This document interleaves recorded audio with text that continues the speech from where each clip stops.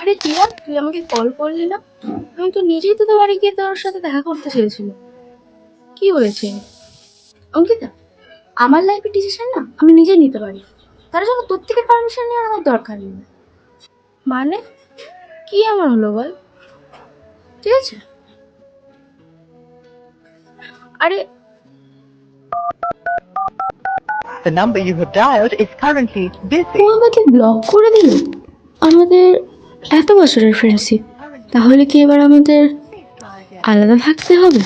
অঙ্কিতা সবটা ঠিক করে নিতে চাইলেও টিয়া সেটা চায় না।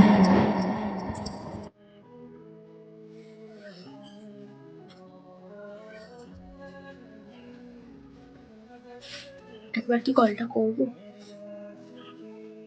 না থাক। হাতে হ্যাঁ হ্যাঁ চল। অঙ্কিতা, আমার সাথে এত কিছু হলো, তুই অ্যাটেন্ড করলি না? তুই নিজের ইগো নিয়েই নিজেকে আমার থেকে দূরে করে নিলি।